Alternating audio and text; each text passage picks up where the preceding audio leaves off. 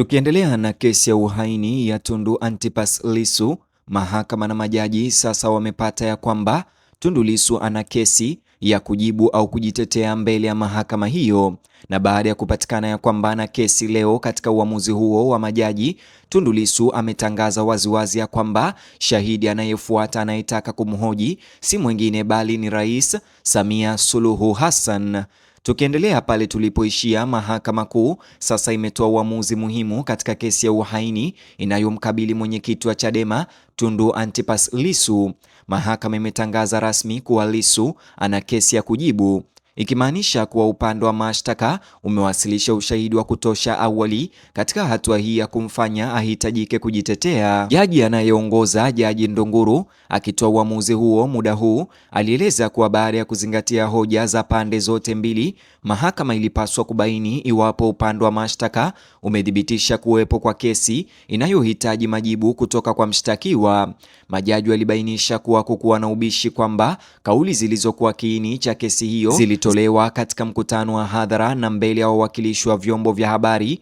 Mahakama pia ilirejelea ushahidi wa shahidi wa 17 wa upande wa mashtaka ambaye aliambia mahakama kuwa Tundu Lissu alitoa kauli hizo na kwamba shahidi huyo alikuwepo wakati zikitolewa.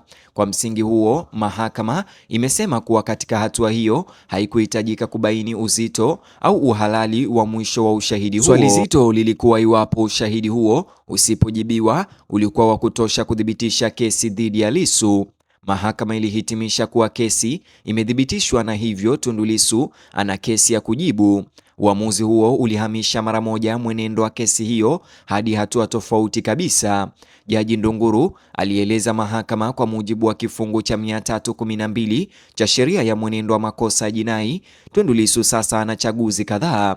Ana haki ya kutoa ushahidi yeye mwenyewe, haki ya kuita mashahidi wa kuunga mkono utetezi wake na haki ya kukaa kimya. Kisha Tundu Lissu alisimama na badala ya kusema tu kwamba angejitetea, alianza mara moja kuorodhesha mashahidi wakubwa anaotaka mahakama iwaite uweze kuwahoji moja kwa moja mbele ya majaji. Shahidi wa kwanza wa utetezi aliyependekeza Tundu Lissu alikuwa si mwingine bali Rais wa Jamhuri ya Tanzania Samia Suluhu Hassan. Lissu aliomba mahakama itoe wito kwa rais popote alipo, akisema anataka atoe ushahidi kuhusiana na nafasi yake kama mwenyekiti wa Baraza la Usalama la Taifa na iwapo chombo hicho kina taarifa kuhusu tuhuma za kosa la uhaini. Shahidi wa pili aliyependekeza Lissu alikuwa makamu wa rais wa zamani Philip Isdor Mpango, ambaye Lissu alimtaja kama mjumbe wa zamani wa Baraza la Usalama la Taifa. Alisema anaamini Mpango angeweza kutoa ushahidi kuhusiana na kauli zilizokuwa kiini cha kesi ya upande wa mashtaka.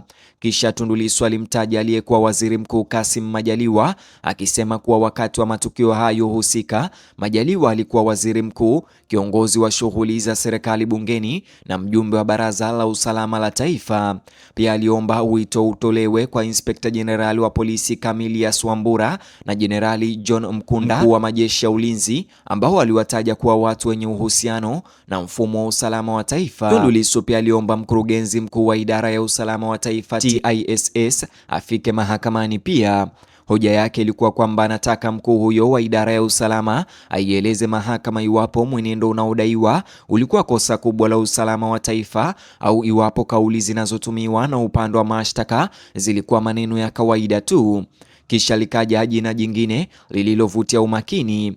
Lissu aliomba mahakama imuite mkurugenzi wa upelelezi wa makosa ya jinai DCI Ramadhan Kingai, akisema anataka afike kama shahidi wa upande wa utetezi kwa sababu jina la Kingai lilitajwa mara kwa mara wakati wa utoaji ushahidi wa mashahidi wa polisi.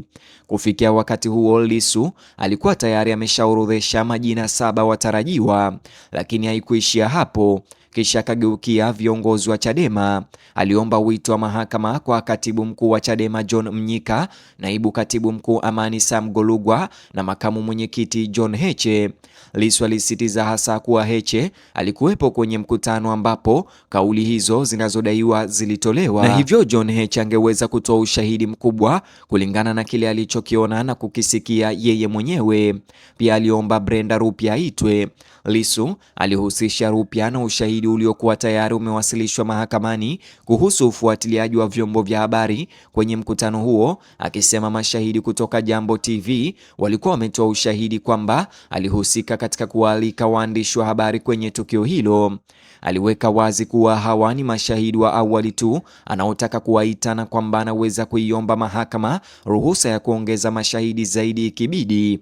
Lakini kisha Tundu Lissu akazungumzia suala jingine zito.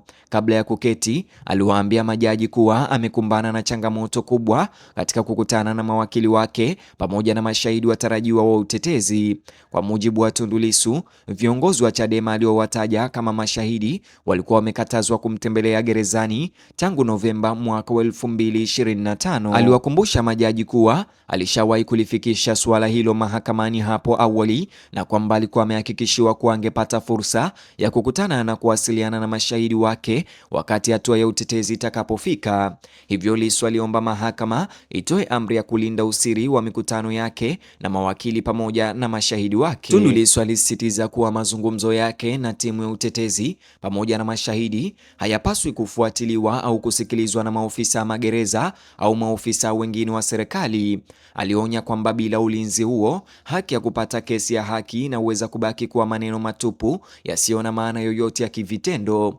Hata alitumia msemo wa kangaroo court, mahakama ya mzaha au isiyo halali, akisisitiza kuwa mwenendo wa kesi hiyo haungehesabiwa kuwa wa haki iwapo asingeweza kuwasiliana na siri ama kwa siri na watu wanaoandaa utetezi wake au mashahidi.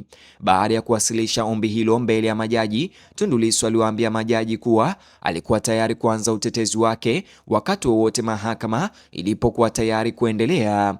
Hata hivyo, hali ndani ya ukumbi wa mahakama leo ilikuwa imebadilika kwa kiasi kikubwa. Awali hali ya mvutano ilitawala mahakamani wakati majaji wakitoa uamuzi wao kuhusu iwapo Lissu ana kesi ya kujibu au la. Baada ya uamuzi huo kutangazwa, hali ya utulivu ilirejea. Uamuzi huo unamaanisha kuwa Lissu hakupatikana na hatia. Tofauti hiyo ni muhimu sana. Mahakama imebaini tu kuwa ushahidi wa upande wa mashtaka umefikia kiwango cha kisheria kinachomtaka yeye kujitetea. Hatua ya utetezi inatarajiwa kufuata sasa, ambapo Lissu atapata fursa ya kupinga hoja za upande wa serikali kwa kutumia ushahidi na mashahidi wake wenyewe. Na tayari Lissu amedokeza mwelekeo ambao utetezi wake unaweza kuchukua leo, kwa kuomba viongozi waandamizi wa kisiasa, maafisa wa usalama wa taifa, maafisa wa polisi na viongozi wa Chadema kuwa mashahidi.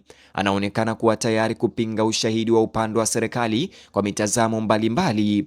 Ombi la kuwaita Rais Samia Suluhu Hassan na maafisa waandamizi wa usalama wa taifa linaweza pia kuwa moja ya vipengele vitakavyofuatiliwa kwa karibu zaidi katika hatua inayofuata ya kesi hiyo.